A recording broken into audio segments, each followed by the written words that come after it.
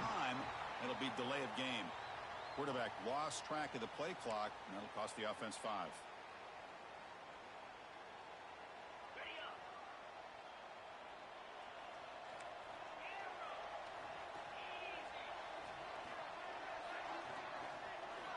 There's the snap.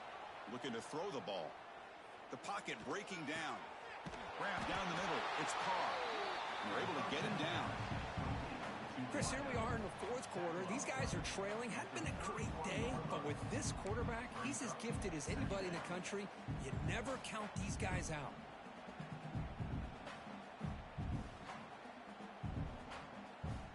A completion makes it second and medium.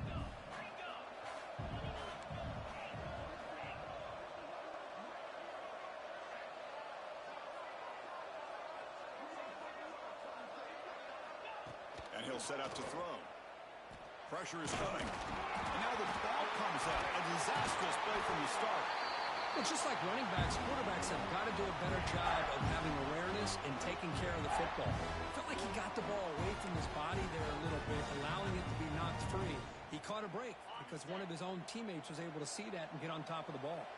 So here comes 3rd and long, trying to overcome that sack. This is going to be really difficult. Looking to throw it on 3rd and very long. He'll take a deep shot here.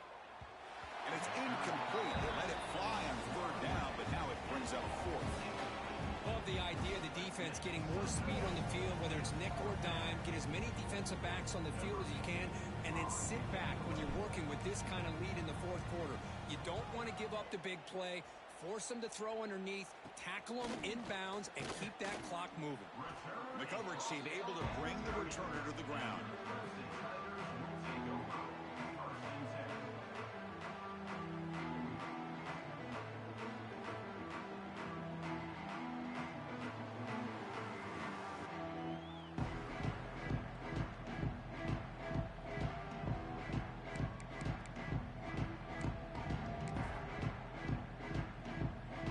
The Clemson offense heads back out onto the field. This has been a dominant performance so far. Up double digits at the break, building on the lead here in the second half. Here comes a handoff. Defense gets him down, but they'll take the gain on that play. That's a great way to start this drive after taking over in really good field position, working with the lead. Chance here for a knockout punch.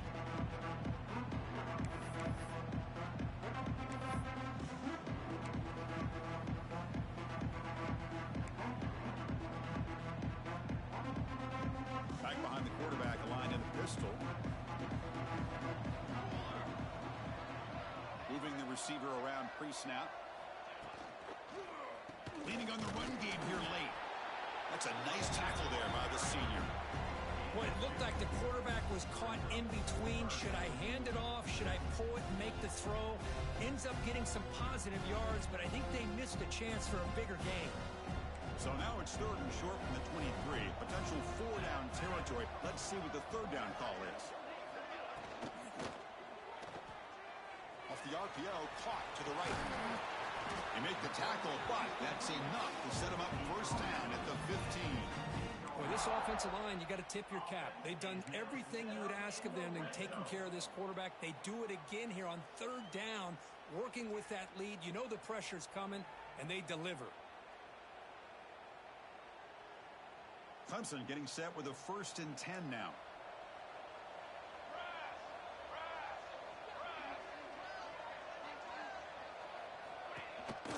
Going with the old counter run here.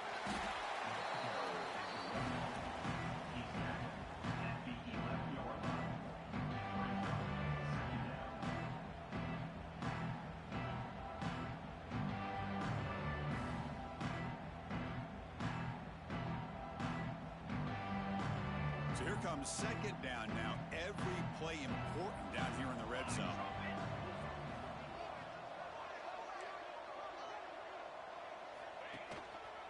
And now the handoff.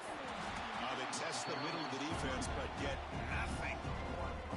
Well, These obvious running situations are very tough when you're working with the lead late in the game because you know the defense is going to stack the line of scrimmage, make it as difficult as possible for you to run the football. So nice job there by the defense. They're trying to punch that ball out, do anything they can at all to get the ball back. It's the 2-minute timeout as the offense tries to put the finishing touches here on a lopsided victory. Crucial third down coming up in the red zone. Can they keep the drive going, or will they have to settle for 3? Takes the handoff, heads to the right. Zero running room. Stop right at the line of scrimmage.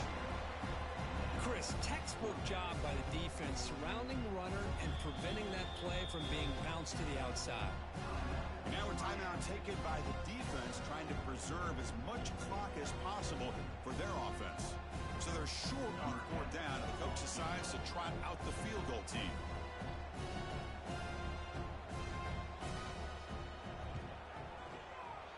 And that one's straight down the middle. And they add to their lead. Well, they almost put a touchdown on the board, but instead they come away with 3 points. So after building this big lead, they're set to kick it off.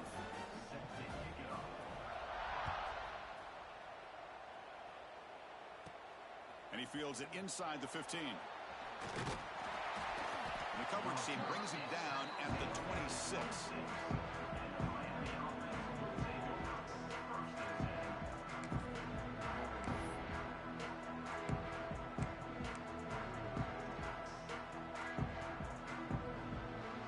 And they'll set up at the 26 for the first play of this drive.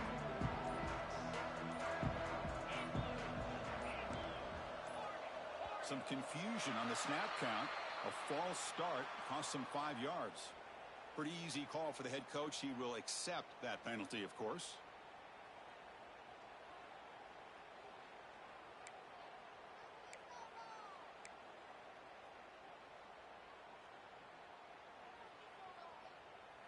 Empty set now, 5 wide. Offense looking to throw the ball. Delivers quickly to the left side. That one falls incomplete. Good defensive play. Brings up 2nd down. How about the defense today? They have played so well. I think the defensive coordinator put together a great plan. His kids clearly understood their scheme because they have been aggressive and attacking all game long. They look to throw it here on 2nd down. Incomplete. That should have been caught. That's on the receiver. Yet another incomplete pass, and this offense simply hasn't accomplished anything at all through the air today. Time is of the essence now, and a comeback seems improbable to me.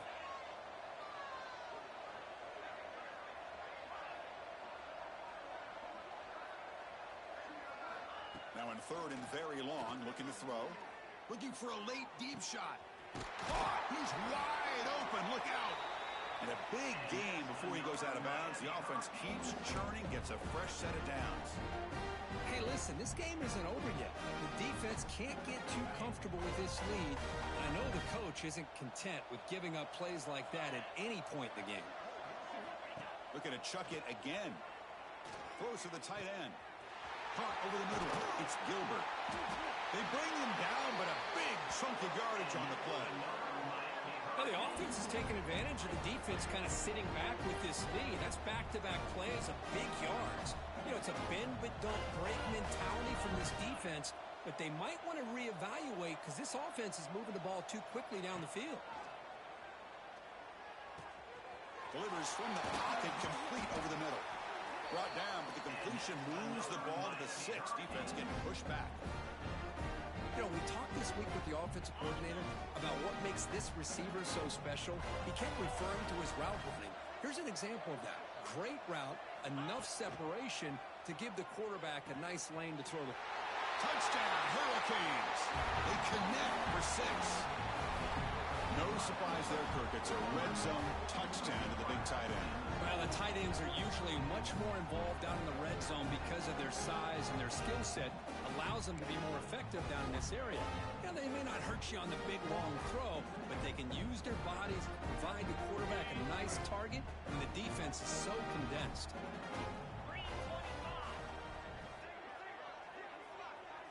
Back in motion now. From the shotgun, drops back. And he can't hold on right in his hands, and he dropped it. Got momentum after scoring that touchdown. Now the kickoff team out there to kick it away.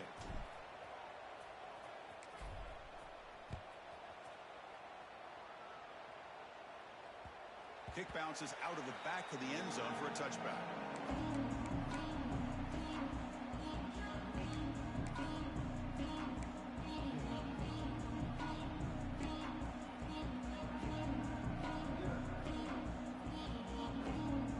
And the first play of the drive now from the 25.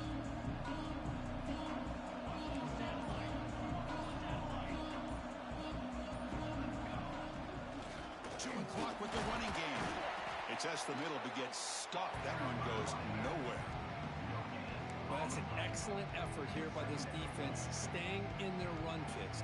Holding their own at the line and making the tackle. The offense just couldn't get enough of a push to get anything going there. So the running play stuffed on first down brings up 2nd and 10 from their 25. Quarterback pre-snap adjustments now for this defense. Here's the toss play. Runner heads outside. Going absolutely nowhere. That would be a loss on the play. And now it's the defense that calls timeout here, trying to get organized and preserve as much clock as possible. They're backed up here, trying to make something happen on 3rd and long. Out of the gun now on 3rd down. A deep shot to the left side. And that's incomplete. They weren't afraid to let it fly, but it brings up a 4th down.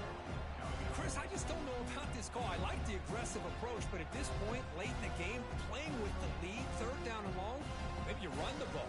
You know, work that clock. Continue to think about the big picture. Now you're facing 4th down and long, and I think you got to punt it away and hope the defense can secure a victory. This will be down just outside the opponent's 45.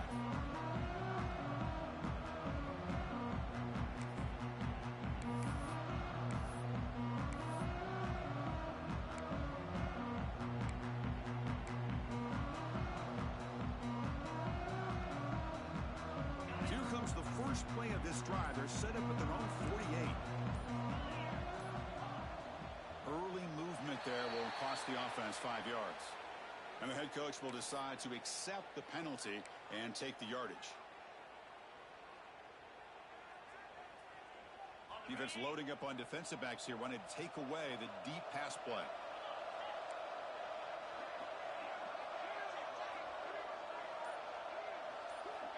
Quarterback sets up, looking for an open man. Fires it to the wideout. There's another interception. They're losing track. And the defense is going to win this game, crushing any chance of a comeback. Now they can secure the W by just kneeling down.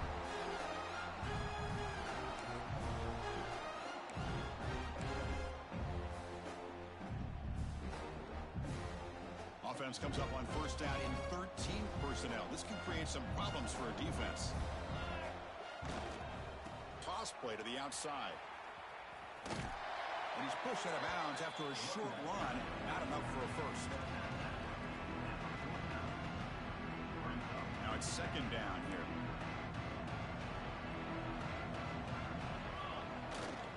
They'll try the ground game here with the running back. As the first down is still going. Tackle, but first down.